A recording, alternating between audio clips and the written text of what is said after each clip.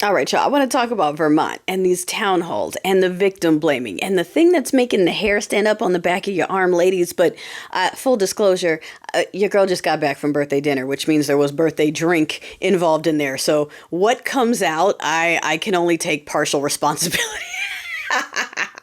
Ooh, new jammies. I told my friends, were like, just get me new jammies because that's what I use for work now. I just do all my content in jammies, so give me jammies, and they have pockets. So yay! All right. Anyway, Vermont. Thank you, Vermont. Like we've been saying, the East Coast is built different. All right. There's been a party in Boston ever since they got threatened. They're like ready. Okay. Didn't I tell you everywhere from Pennsylvania up is going to be ready to go, and everyone else on the Northeast tip is saying the exact same thing. They're like, yeah, from Philly up, it's going to be everybody. I'm like, I told you, we are built different. I might be in Cali now, but honey, I'm hyped for them. So in Vermont, in case you didn't see, VP Pantaloons decided to take his family after starting that whole fight in the Oval Office. And don't get it confused with the re-edit. He started it. He started it because he lost his shit when his feelings got hurt, and he reacted like most American alphas do when their feelings are hurt, by rolling in their feelings and overreacting in anger and trying to check someone with bullying. That's how they react. So he did that, and it started the match. Okay. Anyway, so he's enjoying our taxation, but then he went on vacation, and the people of Vermont said no. So they made sure they didn't get a moment's peace, to the point where they had to relocate to an undisclosed place to finish their vacation. And Vermontiers, I hope you find out where that is too, and continue to make sure that they don't enjoy a moment's peace, because why should they? This is some fucking Hunger Games shit. This is literally the Capitol. You are watching someone berate the president of another country, okay, who's an ally, and then took our money and took his family off to vacation while we're over here getting record unemployment, okay, while they're over here demonizing federal employers, workers, military folks, VA, basically everything except already being an unemployed two-teether Chad in a trailer somewhere. Apparently those are the only Americans with value. And if you are a working American with a job that pays taxes, you don't have value. What's further interesting to me is that we're seeing folks like Butch Body, okay, sit up there in a fur coat as an elected person, yelling about how federal employees are useless and worthless and a waste on taxpayers. Like I said, some Capitol Hunger Games shit, sitting up there in a fur coat talking about how people who had to earn, for the folks who don't know anyone who's DOD or federal employee, because that's most of my people. Most of my friends are military adjacent, veteran, DOD affiliated, or federal, okay? The amount of work you have to put in, the qualifications you have to meet, the vetting process, depending on how high it is, these are processes that take months. These are people that have put in years of work to get qualified, to get there. You are not handed these jobs. You have to jump through hoops, and you have to stay drug tested, stay this, stay that. You have to stay on top of it.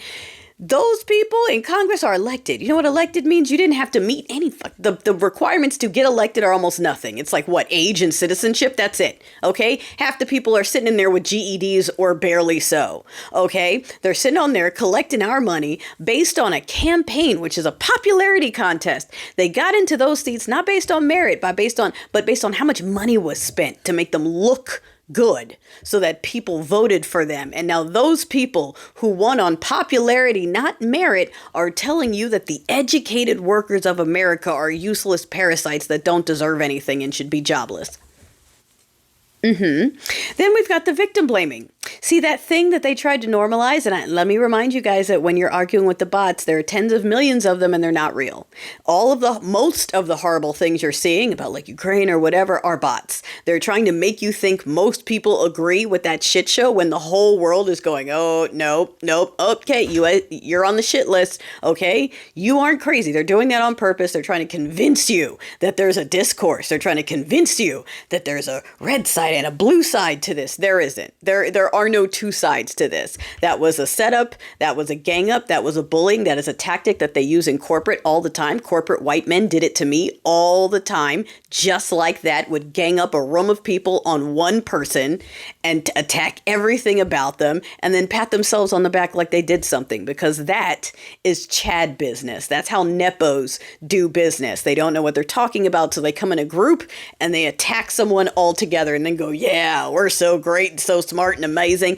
But this thing where they're trying to normalize victim blaming. Darling, ladies, when your hair rose up, that's what it was. A bunch of men sitting there telling another man that he's not allowed to hate the person that invaded his country. Look at him. He hates Putinesca. He hates him. How can we work with him when he hates the country that invaded him? Sound familiar? You hate your attacker. How can we work with her when she obviously is, biased against the person that attacked her? It's her fault.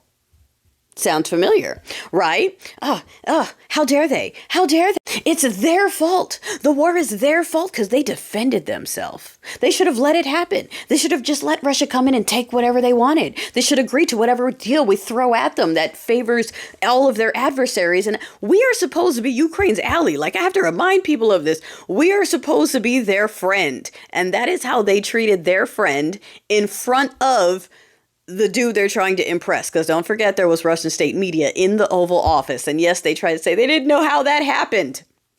They made sure AP wasn't in there, but Team Krasnov was right there watching. It was for them. And the rest is gaslighting. The rest is them trying to tell you it's not what it was, while simultaneously ending aid to Ukraine, and stopping surveillance on Ruski and all the shit that they're doing. We literally are being run by a team of assets, and the whole world knows it. And the only people that refuse to admit it are steeple people and two-teethers eating mayonnaise sandwiches because the Ray is too hard to let go. They're holding on to this in the hopes that maybe people like me will still be hurt the most when it's going to be them. Try to tell them. Try to tell them. They going to learn.